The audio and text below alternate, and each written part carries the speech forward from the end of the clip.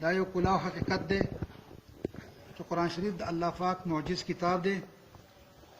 الله پاک د هغې حفاظت ذمهواري اخیستې ده. د کله نه چې په نبي کریم سم باندې نازل شوی اوسه پورې د قرآن په زور ځای پرې کې په یو حرف کې چا تبدیلي نه راوستې. وخت په وخت باندې کوششونه شوي دي په مختلفو وختونو کې په قرآن کې د تبدیلي راوستلو، خو ناکامیابه شوي دي. زما په لاس کې یو قرآن شریف دی چې دا د الفجر کفني قرآن کفني بابو حیدر پلازا بابو حیدر روډ محلي جنگي پېښور چاپ کړی دی. اوس زه په جومات کې ناست وم، جومات ته را روان وم.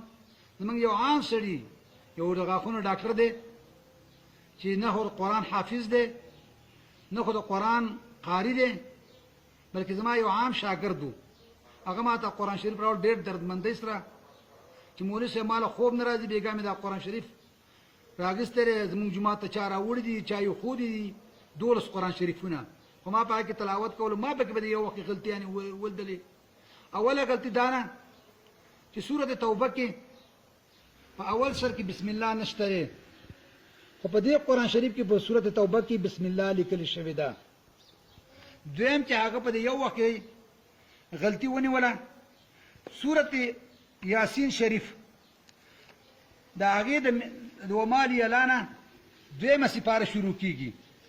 ومال یلانه دویمه سپاره شروع کېږي، خو دې هم بیا هم درشتمه سپاره شروع کېږي، خو دې بیا هم من یقنوت د پاسه لیکلی دی، او د سورت صافات نه درشتمه سپاره شروع کړې ده. بله غټه غلا دې قرآن شریف کفنۍ والا دا کړې ده چې دې ته کوم سرټیفیکیټ میلاو شوی دی، هغه د لاهور د تاج القرآن کفنۍ باندې سرټیفیکیټ پې لګولی دی، او دا قرآن شریف چاپ شوی د الفجر کفنۍ پېښور نه دی. نو زه خو اوس فلحال منګه اعتکاف کې ناست یم.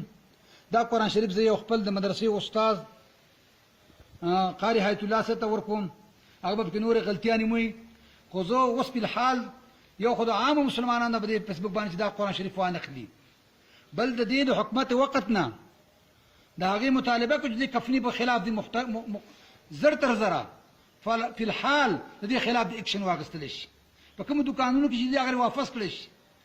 او علماو ته زما درخواست دی چې د هغې د دې کې کفنۍ خلاف زر تر زره احتجاجات وکړي. موږ به نن د باجوړ چې څومره علما دي هغه په دې خلاف احتجاجات وکړي. زه به انشاءالله نن په دې باندې بیان به وکړو موږ، خو زر تر زره دا کفنۍ دې بنده کړی شي، دې کفنۍ باندې جرمانه وګړی شي، او نورې دې هم چې څومره کفنیانې دي دا قرآن شریف کې غلطیانې راولي هغه دې بندې کړی شي. زه محمد فایق د بالا چنګۍ مامون باجوړ نه دا خبرې کوم.